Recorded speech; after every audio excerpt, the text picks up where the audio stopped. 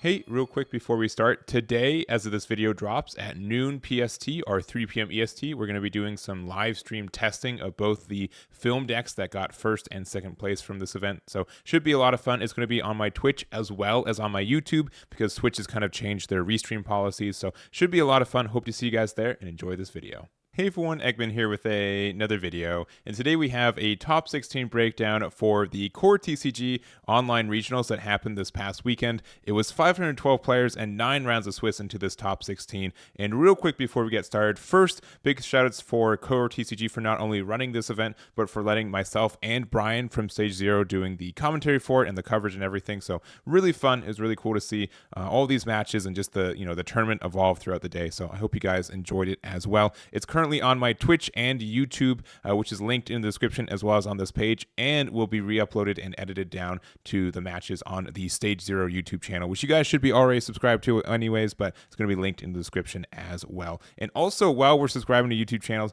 we had quite a couple YouTubers in this top 16. We have Ernesto, we have William, we have Jacoby, and we also have Michael. These are more unique 7-2s, but highly recommend just hitting all those follow buttons on all these players. If you guys need some more content, all of these I recommend for you guys. And if there's any that I missed from this top 16 that I need to link on this page, please let me know, and I'll make sure to do that as well. But jumping on into this top 16, we do have 7 Edward Newgates, 3 Trafalgar Laws, 2 Charlotte Katakuris, 2 Zoros, 1 Donquixote Doflamingo from the new set, as well as a Starter Deck Kid. And obviously, it's a lot of the red that we're seeing. Red's taking up 75% of it with the 7-3-2 split. We do also see Katakuri taking 2 spots, which is, what we're seeing. Honestly, I think these 4 are the meta that we're seeing there. Katakuri and the red decks are the big 4 for this game right now. But I will say it is really unique that our finals was the Donquixote Doflamingo versus Eustass Captain Kid. So film versus film, which kind of package and what kind of leader does better. And spoilers, Ernesto did get the W for that one too. So also, I did end up doing an interview with him, and that is on this channel too, if you guys want to check out that, and we're going to look into that also. We also do have the leader breakdown, since Core is really great at kind of organizing their data and make it really available. So for this, we did have 115 Newgates, 68 Laws, 68 Zoros, 61 Katakuri, 32 Queen, 28 Rebecca, 28 Doflamingo from the new set, 21 Crocodile Star Deck, 16 Ace, and 91 of that other. So kind of what we've been seeing, honestly, Red taking almost 50% of this top 16, which converts into the top 75 of the 50% of the entire event, with only 75% into the top 16. So that's pretty good conversion rate all around. Obviously, Newgate pretty much having like a 2-for-1 conversion for that too. And we are playing, a lot of the newer leaders, at least, I'd say like 25% of it is the newer stuff. We did have the Queen, Rebecca, and Donquixote Doflamingo, which I think a lot of people would say are the best 3. And there, if I was to say which one is like the 5th best deck in the game, I don't know. It's usually Queen or Dofi. I think those ones jump back and forth, but Rebecca's also does a lot too at times, and it does, it's just a really, really tricky deck, especially for like a longer day like this one. So anyways, we are going to go over the top 16 deck list by leader. We do only have 6 different leaders for this one, so I did also find all of the unique 7-2. So these leaders and deck lists and players did have the potential to get in top 16, just their tiebreakers weren't there for that. So if I missed any other unique ones, let me know. I can update it too, but these are the only ones I found. But I'm looking forward to go over them, and let's go over them starting now. So going into our first place list, again, we have Ernesto with the film package. I did do an interview with them, so if you want a better kind of coverage and going over their own stuff, make sure to check out that video. It's way better than what I'm going to say in a minute, but we'll try our best anyways. So we do have a lot of the cards that we see often, but it is a little bit sporadic. I would say a lot of unique 1-ofs and 2-ofs, which is interesting, and I do think that we are kind of in this point of the meta where most of the deck lists are pretty cemented and kind of known what they are, but I think that That's a little bit of a double-edged sword at times, because if you think what your opponent's 50 cards are, and they're playing 1 or 2 cards that you're not expecting, you can get punished by not playing around them, if that makes sense. So I think that's something that can definitely happen, and I do think that's happened. Kind of spoilers, but I think this Hell's Judgment is something as it's played. Don't get me wrong, but it's not as typical for this deck. And if it's something you don't play around, you can get super duper punished for it, which may or may not happen in the finals. Might have to check it out, but I do think that is a really strong card for us. Even though like the Dawn -1 can be a little bit expensive sometimes, since we do want to get to 10 Dawn as often and as quickly as possible, it is really good on that defense side too. We do have 12 events, which pretty much 12 is what we see for events for not only this deck, but most events that kind of have more of this event focus, just kind of the ratio for it. But 3 Punk Gibsons, 4 Spiderwebs, 2 Bagwas, and as well as a Junior Armado. So I think this is fine. I don't think these are the ratios I would be playing, but I'm also just an okay like film list, and we'll be testing this out on my stream later today too, and we'll see if that's very strong, and what my thoughts are too. Some other one-ofs, we do have the one of Shiki, which is nice. The fact that he said specifically this is really good against Newgate because they'll never be able to get rid of this, and the fact that like you can play this and they could try to get rid of it, but it just can't be KO'd in battle, which is really nice. So being able to play like that, I think is strong. And then also the Diamante, being able to use this to just be like another blocker that can attack and like come back, I think is strong too. So I like the idea of this one. 2-2 split between Queen and Guild. I've been liking Guild less and less, just because I feel as much as it can get you like to the end game and get you that infinite value, I feel like if you get to that point anyways, you are A1, but I don't think it's a bad card. It's just sometimes it's very clunky and hard to play with at times. But other than that, pretty much what we've been seeing, and very good, congrats to Ernesto for their finish there. Next up, we have Eric with their starter deck, Eustass, Captain Kidd with the film package. And I also do want to shout out that Eric, this is his second finals in 2 weeks. He did win the Carta Magic event last week with Newgate. So, that first place win, trying something a little bit more atypical and still doing amazing, being able to go, 9-0 and then 8-1. So 17-1 for 2 events is, an amazing record. So using the film package once again, with some tech, which I also like to see from this. So we do have, Bart, which is a tech depending on what your availability of this card is, but it is very great. We have most of what we've been seeing. We do have 4 of the Donquixote Doflamingos, which this is very strong for us being able to use this as well. Most people, think this is, they see Dofi and they expect this card, but every green leader does have access to it.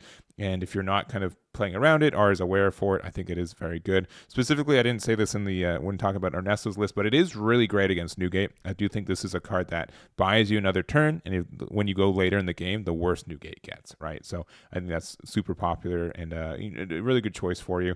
And we're only playing like 3 of the Monkey D. Luffy, which is really interesting because of it too, but 3 Frankie because it's an obnoxious 5/7, some X-Drakes, which also make our Bonnie a little bit better. And we're also playing 2 copies of Baby 5. So end of turn, you may trash this character, set up 2 of your Dawn at 2 active. So you have to play it to do so, but it can be in some spots where like you need some extra Dawn available, especially if you need like 1 extra Dawn for like a Punk Gibson or something. I could see that being available for you too. So interesting choice for this one, but I don't think it's like a terrible choice.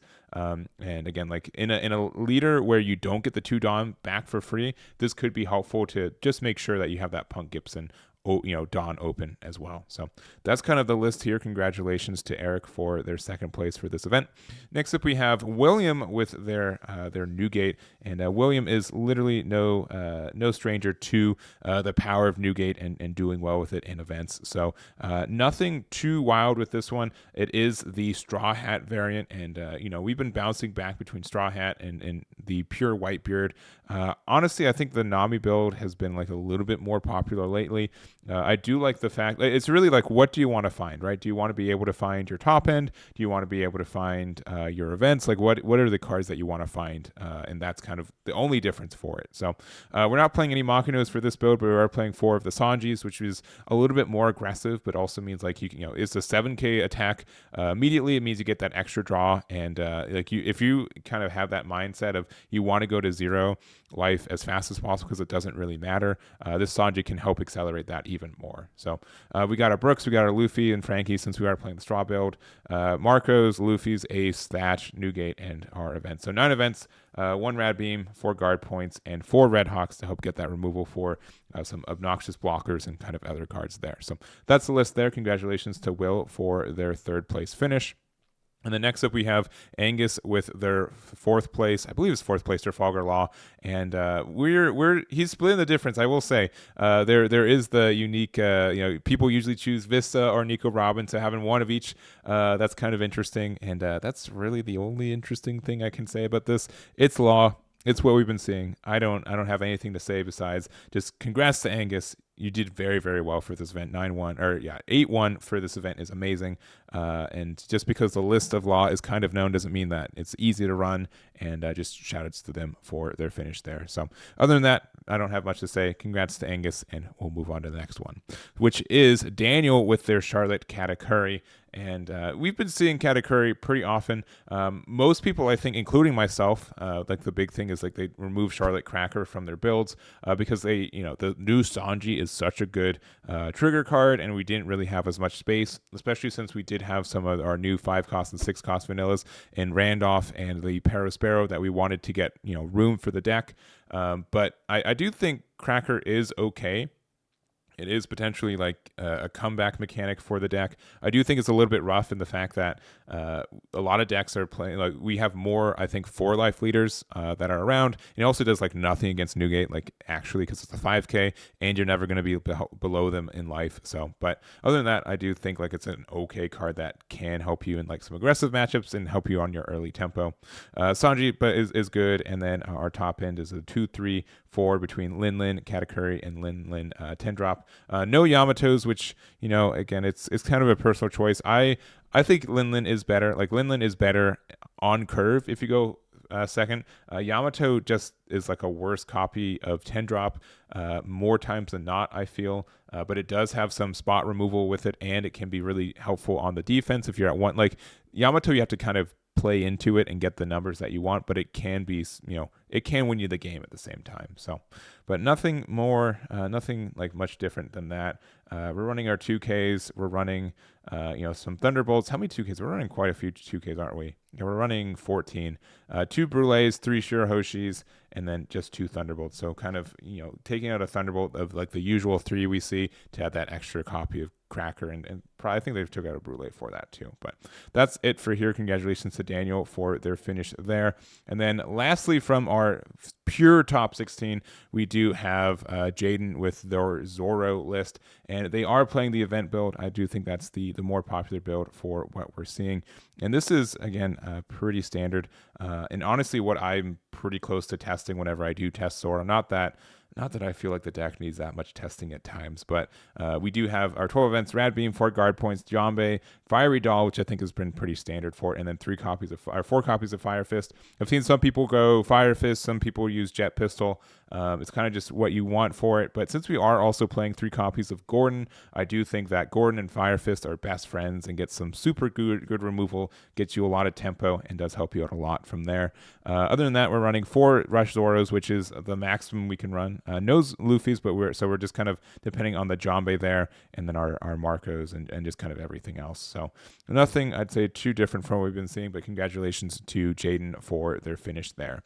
And so those are all our top 16, but we do have 4 unique 7-2s I want to start talking about, starting off with our 17th place. So this is Jacoby's list here for Ace. So real close, just one tiebreaker away from getting that top 16. So big congrats there. I know super close, but it is really cool to see them do super well with Ace as well. And I do kind of like Ace more like every week. I do like the gameplay for it. I do think that the removal for it is very good.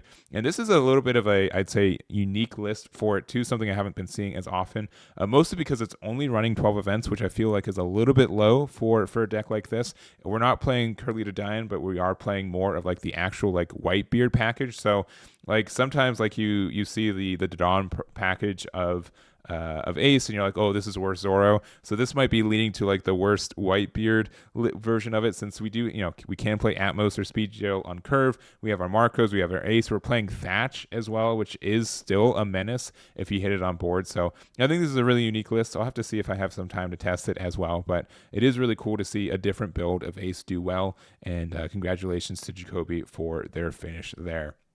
Next up, we have Michael with their copy of Rebecca. So Rebecca is in a really interesting space. I still don't really know how to classify it or my thoughts about it. I don't know if it's like the best leader we got from OP04 or if it's like the third best leader. Like it's the best viable one or the worst viable one for the set. It just has such conflicting results a lot of time, and mostly just because of the complexity and how it's different than pretty much most of their decks in the game right now. But I do think it is pretty unique for what it is. Michael's list, I'd say, is moderately standard for what we're seeing. We run all of these Dressrosa cards, including the Sabo and the new Luffy. I do like the Kuzan 10-drop. I think this does help you get into the late game a little bit better. It does mean like you just get like super removal on not only like this Kuzan gets the removal on play, but then when you play a Kairos, it gets rid of a 6 or less. Same with your Leo 1-drop.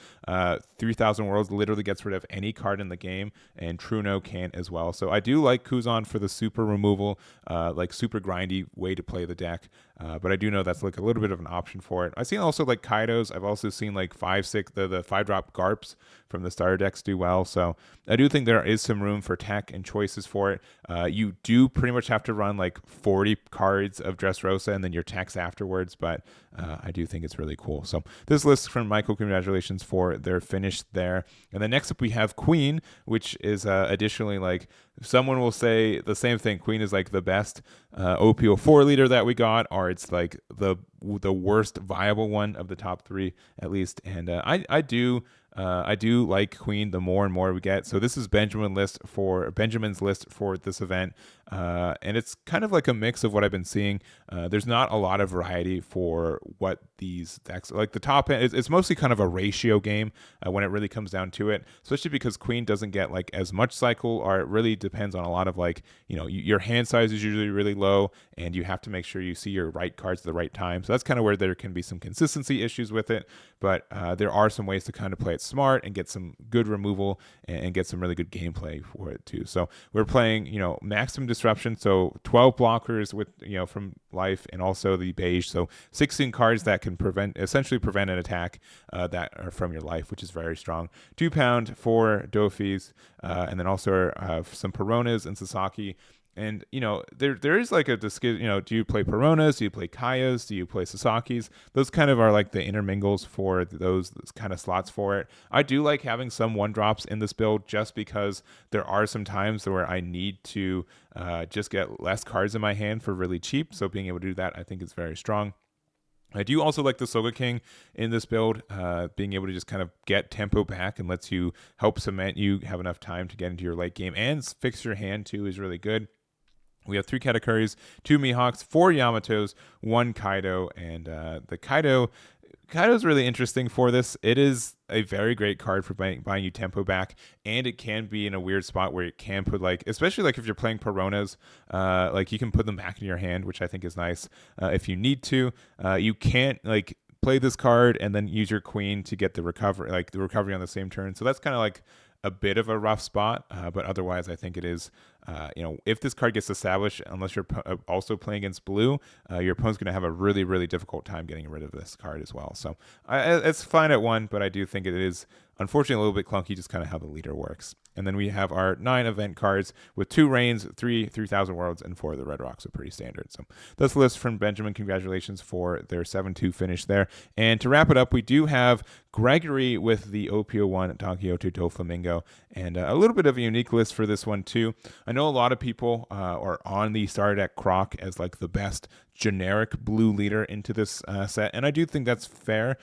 We do get the access to some new event cards that are strong, and the Missile Sunday and the Crocodile is great. And the other kind of thing with this deck is that most of the time, Crocodile is free enough to kind of make their plays and doesn't need like a really big engine outside of usually the Sentomaro package. But Donquixote to Doflamingo is a little bit rough because sometimes you do need to sequence your plays correctly, or sometimes like you put a card to the top of your deck and you're locked in to kind of use the 3 Dawn next turn, and sometimes you just don't. That's too expensive. So it really benefits kind of having insight, knowing your plays ahead of time, and be careful because you're not going to be able to use your leader all the time when you have like a Mihawk that you want to play, you have your 10-drop Kaidos that you want to play, you have Gum Gum Red Rock that you want to play. So all of these kind of combined means that you kind of have to be a little bit careful for your sequencing and stuff. So other than that, a little bit unique in the fact that it's running not a lot of 7 Warlords. I guess we have 31, but it just feels like not a lot. And some of them are